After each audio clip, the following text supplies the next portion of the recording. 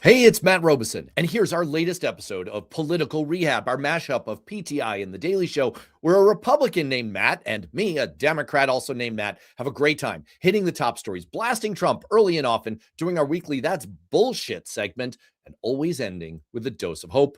Wherever you're watching, please hit subscribe and support this kind of work. And I really want to especially ask for you to subscribe to Worth Knowing with Matt Robeson on YouTube. Come back every week, 12:30 for this show. And just so you know, I'm live with you right now, but the rest of this episode was recorded earlier. Here we go. That somehow makes me richer?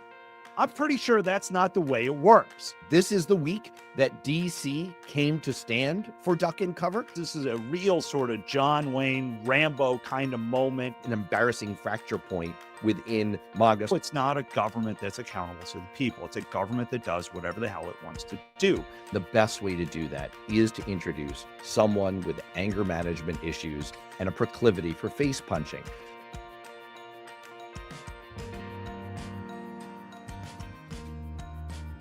Welcome to Political Rehab. I'm Matt Robeson, Democrat and former congressional staffer. And I'm Matt Wiley, Republican campaign strategist. Today, a global shockwave. DC now stands for duck and cover. America unfriended. A Homeland mess gets more face punching, and Democrats spiraling. Plus, you can't do that at the FCC, and one of the greatest flip-flops in history. But let's start, as always, with our Trump dump. Time for the Trump dump. That's right. Time for the Trump dump, because it doesn't matter if you're Democrat, Republican, or independent. There's something Donald Trump did this week that pissed you off. Donald Trump is about to hit you with a giant tax, and it's not on your paycheck. It's hidden in every little aspect of your life. And when you start to actually do the math, you'd be surprised how fast it all adds up. Because of Trump's war with Iran, oil prices have gone up about $30 a barrel so far to almost $100. The most immediate place we all start to feel this is when we pay for gas when we're driving. But of course, it's not that simple, because every $10 increase in the cost of a barrel of oil means about $100 billion annual hit to U.S. consumers. And you multiply all of that out, and you get to about $1,000 in added cost for every single adult in America. What's so insidious about this is that if an American president said, hey, I want to hike Americans' taxes by $1,000 next year, we'd at least understand what we're dealing with. But in this case, we don't, because the costs are buried inside the prices we pay for all kinds of other things. Higher costs for trucking means higher food prices. Higher costs for manufacturing means all the stuff you're grabbing off the shelves at Walmart just costs more. Plastic products use petrochemicals directly. And of course, don't get us started on all of the Tomahawk missiles and other military ordnance that we're going through. The Center for Strategic and International Studies found that we'd already spent over $16 billion out of the Pentagon, and that was a week ago. And the bill for all of that military spending eventually comes due in the form of your actual taxes. We know from our painful experiences in Iraq and Afghanistan that long-term wars turn into tons of long-term hidden costs that we all pay for. Over $2 trillion in the case of Iraq, for example. None of this is to say that this is going to be a long war or that oil prices will stay high for a long time. But the point is, it's still a hidden tax, a Trump oil tax that doesn't show up on a bill, but you pay for it anyway, and it's a lot more than you realize. And the worst part is that you're getting stuck with a bill, but you're not really sure what you're buying. Look, sometimes big costs are worth it. World War II cost the U.S. about $330 billion in 1945 dollars. That's the equivalent of about $4 trillion today. But Americans understood why we were doing it. I think most of us agreed then and still agree now that it was worth it. That's the job of the president, to explain that. We know that there are going to be horrible costs in human lives and suffering that some of us will bear, and in dollars that all of us will bear. So we have to know why we're doing it and what we're getting in return. Right now, when it comes to Trump's war with Iran, we don't. All we do know is that we're getting a hidden Trump tax that we're all paying. Trump says he'll end the war when he feels it in his bones. In the meantime, the rest of us will feel it in our wallets. I actually want to build on something you just talked there, because I am watching people on my side of the aisle right now try to justify Americans paying higher gas prices. On Fox News, they're trying to reframe this as something Americans should accept or even feel good about. It's a sacrifice, like something we did in World War II. But the stupidest thing I've heard, the absolute stupidest thing I've heard, has come from Donald Trump himself. Donald Trump argued that the higher gas prices can actually benefit the United States because the U.S. is the world's largest oil producer. His basic point, when oil prices go up, U.S. oil companies make more money. And because of that, the country makes a lot of money. So let me get this straight. If I pay more money, that somehow makes me richer?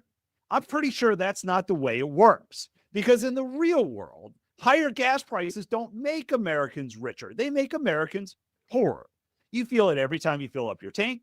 You feel it every time groceries cost more. Everything gets more expensive because energy isn't just one line item. It's in everything: transportation, food, manufacturing. When energy costs go up, everything goes up. That's not political, that's reality. So the idea that we should be celebrating higher gas prices, that's not economic policy, it's spend. And honestly, it's tone deaf, and it's going to cost Republicans the midterm. And if you think that's the end of this oil price shock story, we have more for you. Let's get to this week's rundown.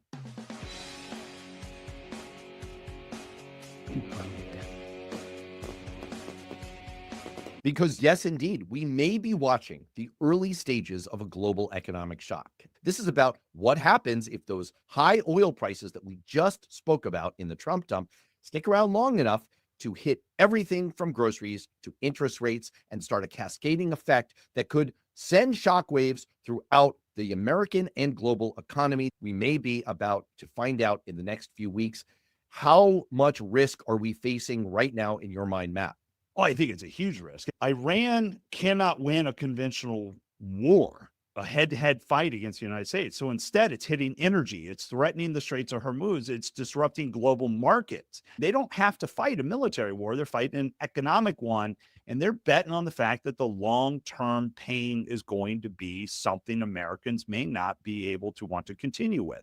It's just come out this week. John Bolton was in the room advising Trump on Iran back his first term. And those briefings include retaliation risk. And this was all part of that conversation. So this is something that we knew about. This is something this administration knew about. And they seem to want to jump into this anyway. And I think the long-term economic problems could be that has a cascading effect that can hurt us for a very long time. The uncertainty and the risk is really hard to get a handle on. There are all kinds of long-term spooling unintended consequences. This is something I covered in depth with celebrated economist Mark Zandi on the Worth Knowing live stream earlier this week. I hope people will check that out on the Worth Knowing YouTube channel.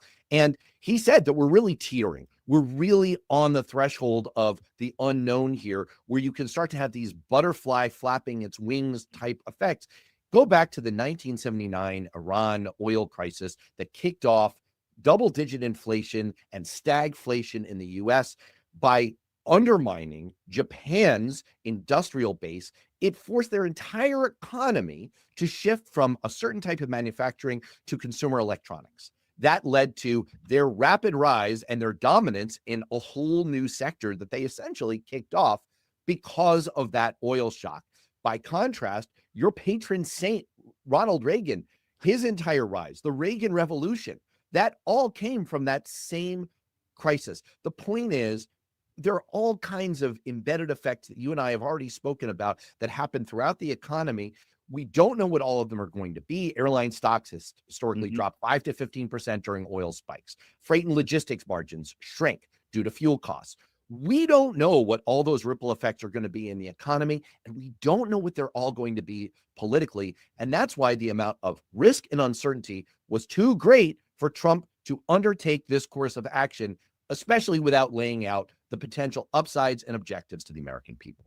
What's interesting, too, is this week we had a top counterintelligence official, Joe Kent, resign and saying flat out there was no imminent threat. This is a direct shot at the justification Trump has made for the war. At the same time, Tulsi Gabbard is up on the Hill defending the administration, and when pressed on the imminent threat, basically said that it was the president's call, not the intelligence community.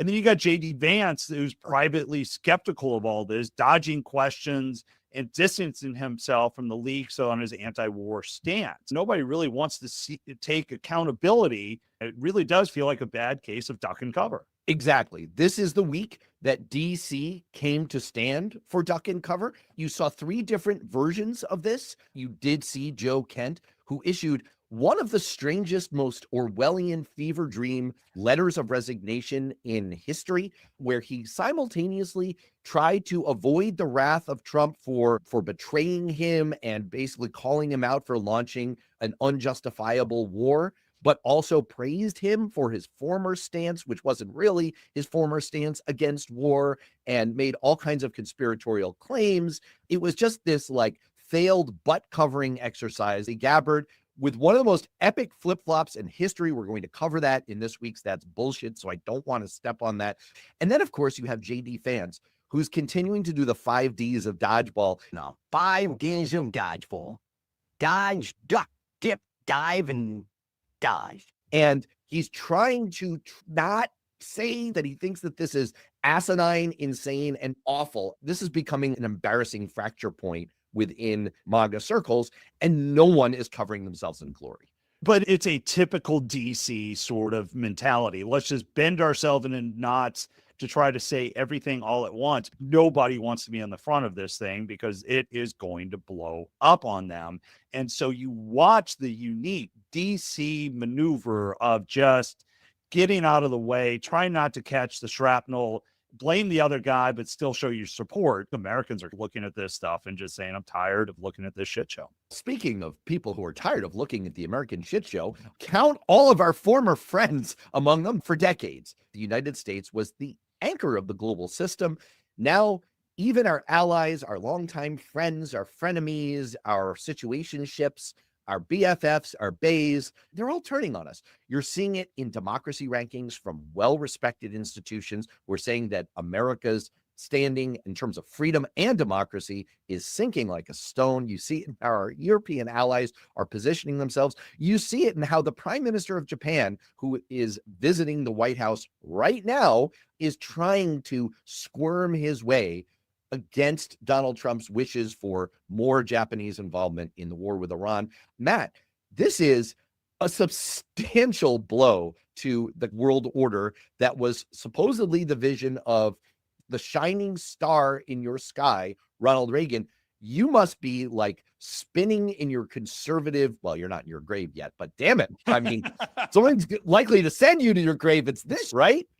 Exactly. This is case in point of why you build coalitions, why you have friends, why you have allies. On one hand, this is a real sort of John Wayne Rambo kind of moment. Go at it alone. Don't ask permission. Rely on strength. Damn the consequences. That's a great for a movie, but it's a dangerous strategy when it comes into the real world. Every one of these things have consequences. We build our allies so we can protect against our enemies. And right now, what we really are starting to see are that those allies are just kind of saying, nah, I've had enough. I've had enough of this bullshit. It's like with friends like this, they're all looking around saying, who needs enemies? I don't put a lot of store in these democracy institutions that are downgrading us. The VDem Institute, Freedom House, which is a wonderful think tank, but you know, this is essentially European institutions casting shade at us from Sweden and the UK. And it's like, we get it. We know. Okay. Like, you don't need to pile on. I do put some stock though in our closest fellow travelers around the world, and they are stiff arming us. And that makes us more vulnerable. It makes our world more dangerous. And yes, we are unfriended. Now we have another fight brewing. You know, we got a Homeland Security partially shut down. TSA agents are quitting. White House has offered targeted oversight concessions like body cameras, ID requirements, more transparency to try to end this partial government shutdown. But at the same time, we got Markwayne Mullin is up for the new DHS secretary, and he's getting hammered. Republican Rand Paul called him unfit, raising questions about his temperament and readiness. I guess my question to you, Matt, is can a former cage fighter with anger issues turn around a federal agency that is spiraling into chaos? Gee, counsel, I feel like that's a leading question. I definitely think that Americans agree that we need to lower the temperature. on everything happening with Homeland Security, immigration, ICE, and the best way to do that is to introduce someone with anger management issues and a proclivity for face punching. This is a guy who, in a Senate hearing, offered a fist fight to a witness, like, hey, bro, you want to go? That seems healthy. This comes against a backdrop of a shortfall of officers at TSA of anywhere between 3,000 and 6,000, particularly acute at major hubs as the DHS funding standoff continues. Wait times at airports are beginning to exceed 2 hours at major airports against a target for TSA of about 30 minutes, which, by the way, is pretty freaking high. That's not awesome. Their attrition rates are historically 15 to 20% annually. So we are going to soon set off a spiral that we can't control, and that's going to take another bite out of our lifestyle and the American economy. This is not necessarily a prescription for progress. That said, lest we risk being too dour, Senator, I guess soon to be Secretary Mullen, has indicated some openness to some of Democrats' demands for reforms in the way ICE does business. He may actually be a credible change agent. He has drawn praise from some Democratic senators.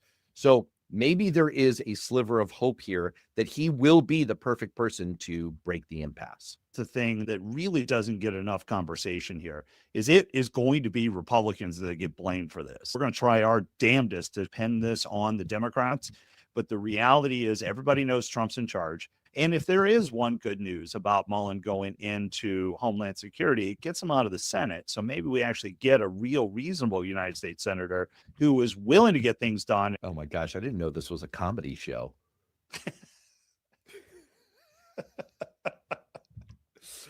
Well, speaking of unintentional comedy, we set up this last topic in our rundown perfectly because I, the Democrat, am going to ally and oop to you, the Republican, to dunk on Democrats. Are you ready for this? This is going to be awesome. This week, we had primaries in Illinois that laid some breadcrumbs for where the Democratic Party is at and where it may be going. We saw more and more Democratic candidates disavowing AIPAC, a historic source of heavyweight political spending in primaries across elections. We saw ongoing struggles for mainline Democrats against progressives, in which seemingly progressives were taking it in the teeth and mainline Democrats were ascendant. And we see positioning to try to win the support of Black voters, the key voting bloc in the Democratic Party coalition, heading into 2028. Matt, here you go. Feel free to dunk on Democrats. What was your takeaway from all of the action on the Democratic side over the past week? I love this piece. This is my favorite segment by far right now. Anytime the Democrats are fighting each other and they're having to spend the kind of money they're trying to do just to try to get progressive candidates out is a thing. These civil wars are the things that we are going to point to at the time. When the progressives and the radicals and the socialists come out with those things, are their outlandish answers, we use that over and over and over again. And good news for you out of this, if I'm going to give you one good out of here, is Democrat turnout was very high. There is a lot of enthusiasm with Democrats right now. So that is a good sign for you going into the midterms. But the reality is you still don't know who you are as a party. You can't identify. Are you the mainstream? Are you more of the Mondami? Fortunately, in Washington, you've been smart as a party by kind of keeping your mouth a little bit like you're letting Trump and MAGA hang themselves. And that's a smart political move. When you get into the more radical, extreme views, those are the ones that can really kind of hurt you in the long term. I don't fuss that much about these internecine warfare moments in primaries. Both parties have them. I agree with you that it's not great for the party brand when our most left voices are most ascendant. I don't think that's our best play, but that's not what happened here. In fact, it does seem like more establishment Democrats got the better of it. And I think the growing consensus within the Democratic Party that it's time to push back on AIPAC is probably healthy. And that seems to be getting resolved. So All in all, I'd say it was probably a week that created more answers than questions for Democrats. On that note, we want to tie up our rundown section and go into a little bit of a deeper dive. So this week, Politico published a piece titled Brendan Carr's Equal Time Curveball Crashes the Midterms. And earlier, the FCC had threatened broadcast license for networks not giving favorable coverage of the Iran war. So I wanted to know how we got here. So I went to Matt GPT.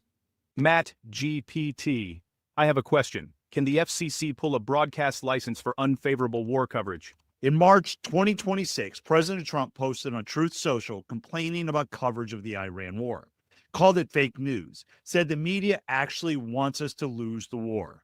Within hours, FCC Chairman Brendan Carr posted this response. Broadcasters that are running hoaxes and news distortions, also known as fake news, have a chance now to correct course before their license renewals come up. The law is clear. Broadcasters must operate in the public interest, and they will lose their license if they do not. Now, you may be thinking, can they actually do that? Is it legal? Does the Constitution have something to say about this? It's worth asking, especially since Carr himself said in 2021, a newsroom's decision about what stories to cover and how to frame them should be beyond the reach of any government official. But first, let's get into some history. Let's go back to the foundation of our country, the basis of all this, the First Amendment. 5 freedoms, 1 sentence, religion, speech, press, assembly, petition. Why those 5? Because every single one of them was something the British Crown had taken from the colonists. Under British rule, you could not operate a printing press without a government license. The Crown issued it. The Crown could revoke it. Print something the king didn't like, license gone, business gone. The founders had lived it, so they wrote the First Amendment to make sure it could never happen here. It only took 7 years for someone to try anyway. In 1798, Congress passed the Alien and Sedition Act, which made it a crime to publish false, scandalous, or malicious writings against the government or the President of the United States. It sparked a heated debate among the very people who wrote the Constitution. Thomas Jefferson argued that in a republic, the people are sovereign, not the government. The people must be able to criticize their government, especially on matters of war, especially when the pressure to demand loyalty over truth is at its highest. James Madison went further. The press must be completely free from government coercion.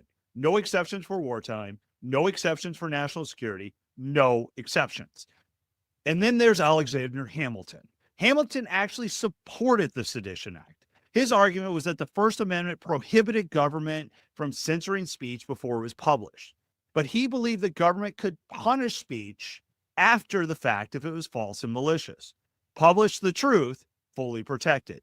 Publish lies about the government during a national security crisis, different story. In Hamilton's framework, truth is an absolute defense. Lies are not. History, the courts, and 2 centuries of First Amendment law have sided with Jefferson and Madison, not Hamilton. But here's the thing about Hamilton that matters for today. Even Hamilton, the founder most sympathetic to federal power, the one who thought you could punish false speech, never argued that government could compel favorable coverage. Punishing lies is one thing, demanding praise is something else entirely. The First Amendment held, but the battlefield kept changing. By the 1920s, radio was everywhere. Stations popping up all over the country. Without any rules, broadcasters are literally overpowering each other on the dial. Pure chaos. So in 1934, Congress created the Federal Communications Commission. The idea was simple. Government manages the airwaves, not the content. And it worked until 1949 when the FCC created the Fairness Doctrine. Now, broadcasters must present balanced coverage of controversial topics. It started with radio and moved on to television. In practice, it meant this. If you want your broadcast license renewed, make sure your coverage doesn't make anyone in Washington uncomfortable. And it wasn't just theory. The Kennedy administration used it. The Johnson administration used it. The Nixon administration used it. All of them used it to pressure broadcasts covering their opponents. Then in 1987, Ronald Reagan's FCC killed the Fairness Doctrine. The reason was simple. Government had no business telling a broadcaster what to say. The First Amendment is not a balancing requirement. It is a prohibition on government interference. And what happened the moment government got out of the newsroom? Rush Limbaugh, 1988, 3 hours a day, 30 million listeners, the most influential voice in conservative media for 3 decades, built entirely on the foundation Reagan created. And Rush spent years warning his audience about the one threat that could destroy everything Reagan built: government using licensing power to pressure broadcast content. He said if the fairness doctrine ever came back in any form, it would be the end of free speech in American broadcasting. He was right. He just didn't see where the threat would come from. Brendan Carr wrote the media chapter of Project 2025. The first 7 words of that chapter: the FCC should promote freedom of speech. Since becoming FCC chairman, he has launched formal investigations of nearly every major broadcast network in America: ABC, NBC, CBS, NPR, every major network except for one, Fox News. When Jimmy Kimmel made comments critical of Trump, Carr suggested local stations risked their licenses for airing the show. 2 of the largest broadcast groups in America pulled Kimmel from their programming. CBS lawyers advised Colbert not to air an interview with the Democrat Senate candidate over fears of an FCC equal time violation. But what makes this movement feel different to a lot of Americans is that it's not just one thing. It's the systematic use of executive power to control not just what the press covers, but what Americans can say, see, and do. That was an amazing backgrounder on this and really fills in a lot of gaps for how we got to where we are and what the law is supposed to be. And one of the things I really appreciated that I want to call out is your citation of Rush Limbaugh. I think it's an important thing for conservatives, for Republicans, and they're not always the same thing these days, to hear from you, a Republican operative. You've run more Republican campaigns. You've done more work for the Republican Party than most people could in their dreams.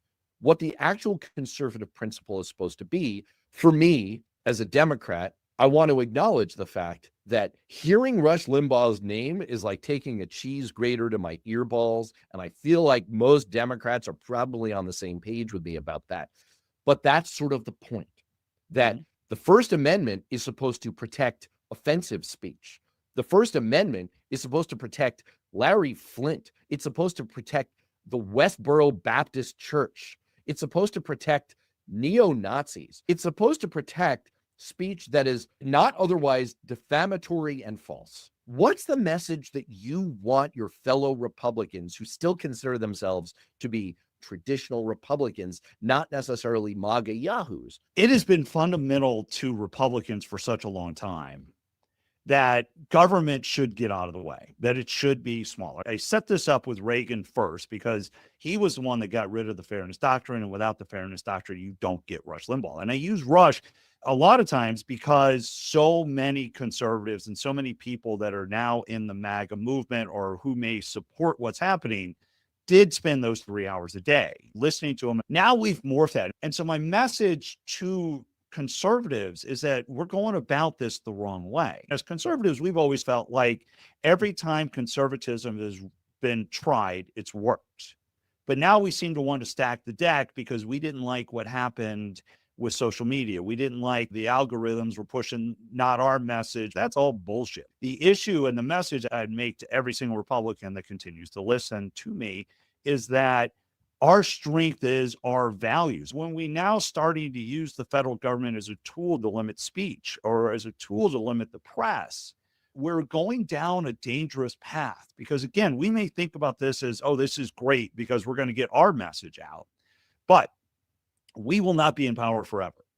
I think there's a page you could take here out of another luminary for Republicans, Charlie Kirk. Not someone who I necessarily admired, definitely did not agree with, but there's something admirable about going to a college campus and putting up a big banner in front of you that says, "Prove me wrong." Right. That's what the First Amendment is supposed to be about, is trying to prove via argument or opponents wrong, and maybe not just trying to prove them wrong, but trying to convince them, which is sometimes a different exercise. That's what we're about. It's about trying to make a case. For example, you just put out there that wherever it's been tried, conservatism works.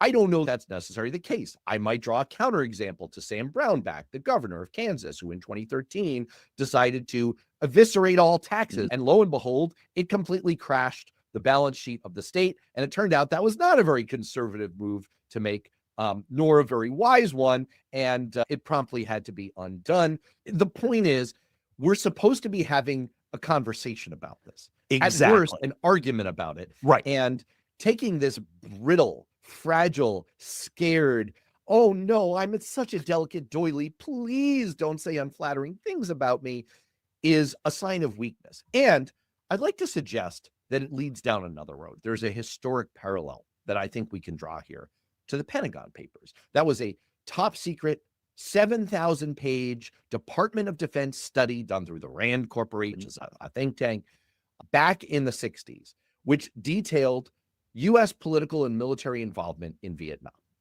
And that study was leaked by Daniel Ellsberg to the New York Times in 1971, and it revealed that 4 presidential administrations had systematically lied to Congress and the public about our level of involvement in Vietnam.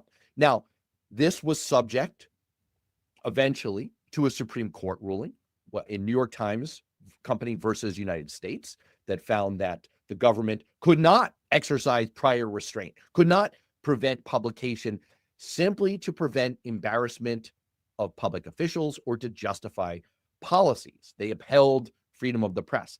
But the important tie-in here is that the Nixon White House was so fragile, so scared, such delicate doilies, so afraid of embarrassment and the undermining of their position on the war in Vietnam, that they created the White House Plumbers Group to stem the leaks.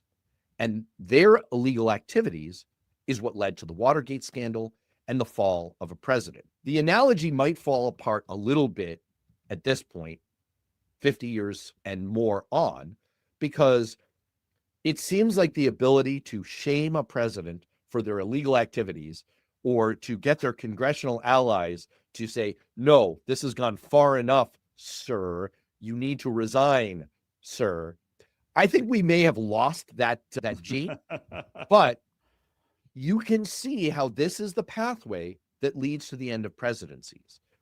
Fear of reporting of the First Amendment, of how the media is going to treat the way you prosecute a war, has led to the fall of a presidency before, and it's not impossible that it could again.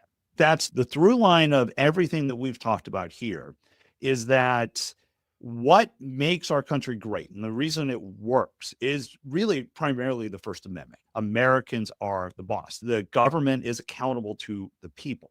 When one side puts their thumb on the scale and that side is the federal government and they start suppressing information, now it's not a government that's accountable to the people. It's a government that does whatever the hell it wants to do. And it is dangerous because you do get the Pentagon Papers if you don't have that. You do get the fact that we hide and we deceive and our government does things that it shouldn't do. And that is un-American. And let's close out on this. It's such a sign of fear and ignorance because it is true that 64% of Americans still get their news, part of their news, from television, which the FCC does regulate. 86% get their news from digital sources, which the FCC does not regulate. If you're listening to the sound of my voice or looking at the wonderful sight of our faces right now, you are on a platform that the FCC does not regulate. And that means we can say whatever the hell we want, and Brendan Carr can't do a damn thing about it. That whiny little mafioso baby, Brendan Carr, can't do anything about speech he doesn't like. And speaking of disingenuous acts, let's get to this week's That's Bullshit. Bullshit. Bullshit. Bullshit. Bullshit. Bullshit? I'm about to show you one of the craziest examples of political flip-flopping hypocrisy anyone's ever seen. It is not the intelligence community's responsibility. You're evading a question. But that's not the whole story. There's a deeper and much more twisted issue going on here, and I'll get to that in a minute. The flip-flop is crystal clear.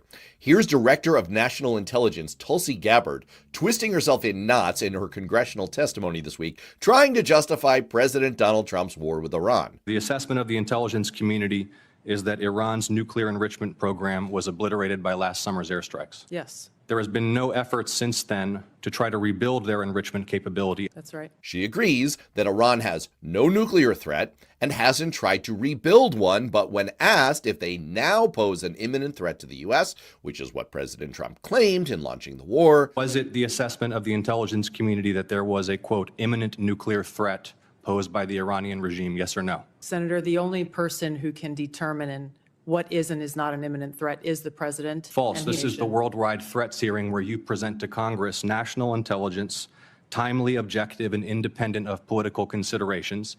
just so we're clear, the message is it's okay to go to war if you think a regime poses a threat. Only the president gets to make that call, not Congress.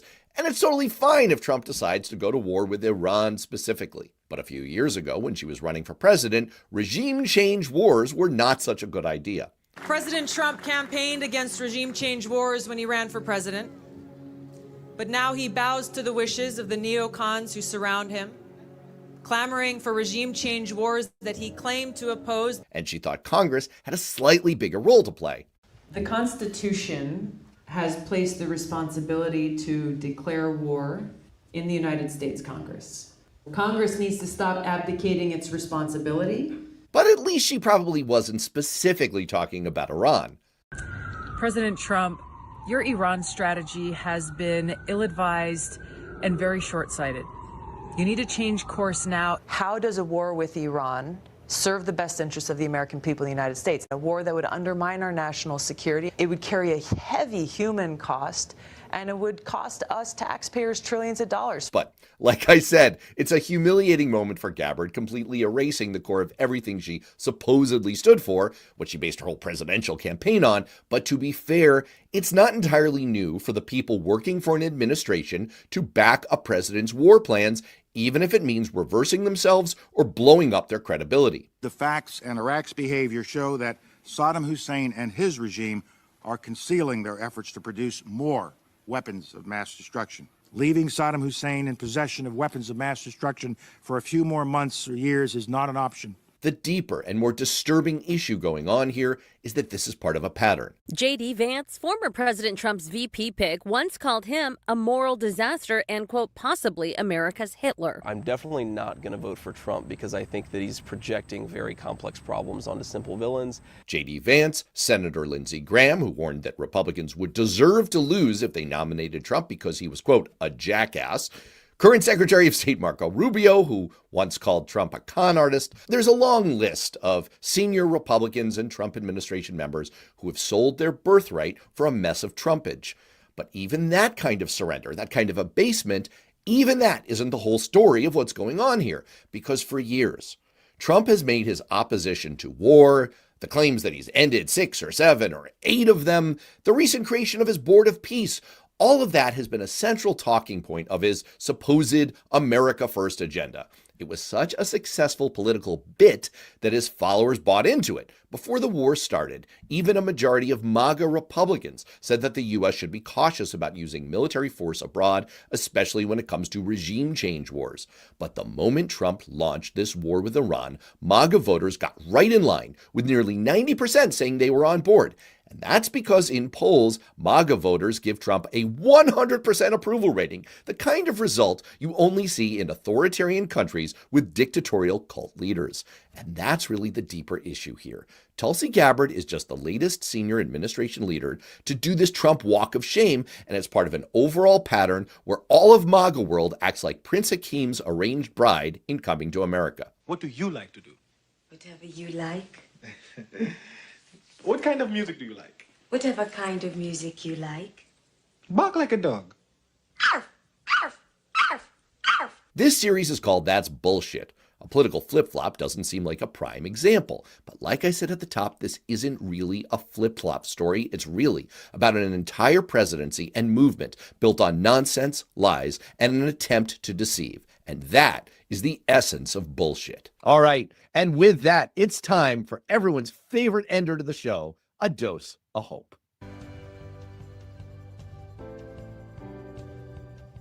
The White House just registered aliens.gov. Yes. No, that's real. That actually happened. Now, I have some questions. What is this? Men in Black is a secret office under DC we've just been pretending doesn't exist? Honestly, it would explain a lot of people in the government. Are we doing Independence Day now? Is there a secret bunker somewhere with Windows 95 computer and Jeff Goldblum just waiting to hack the mothership? It's the X-Files. Because if Mulder walks out of a Senate hearing next week, I'm going to have a lot more questions. Look, we don't have a budget. We don't have a plan for inflation. But somewhere in the federal government, someone said, you know what we need? Lock down aliens.gov. Think about how that meeting went. Okay, team, I know the economy's a mess. Global tensions rising. But if aliens show up, are we ready? Do we have a website? Because here's the crazy part. 10 years ago, if you said the government was tracking UFOs, you were nuts. Now, Obama gets asked about aliens and goes, yeah, they're real, just not here. Hillary Clinton sitting in a deposition about Jeffrey Epstein getting UFO questions. And apparently we've got the domain name ready to go. What's the rollout here? Do we get a press conference? Good evening. We'd like to welcome our new alien overlords. Please visit aliens.gov for FAQs. Maybe the aliens are coming. Maybe there's invasion. I don't know. But what I do know is this. There's a guy somewhere in Washington whose entire job is, if aliens show up, launch the website. And honestly, that might be the best job in government right now. I'm looking forward, if the aliens show up, for the Trump administration to write the handbook to serve man. For my dose of hope, for all the talk about how divided we are, this week, tens of millions of Americans all did the exact same thing. We filled out a bracket. This was, of course, around one of the last truly shared American experiences, March Madness. And what's really great about it is that unlike other shared cultural experiences like big streaming shows or sports events like the Super Bowl, we don't just watch, we play along. We're all in it. 70 million Americans fill out brackets each year, mostly in office pools or friend groups, or like my family in family competitions, which in my case involves more than 40 of my in-laws because I married into a giant family, and getting into a sports argument with your in-laws, let alone occasionally winning it, is dangerous a proposition as getting into a political argument, except in this case, we all have fun. In fact, this is one of the few places left in American life where competition is actually fun.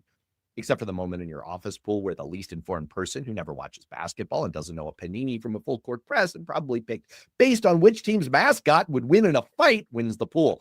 Seriously, my son asked me this week if a blue devil would defeat a tornado. I mean, yes, if it's Aladdin.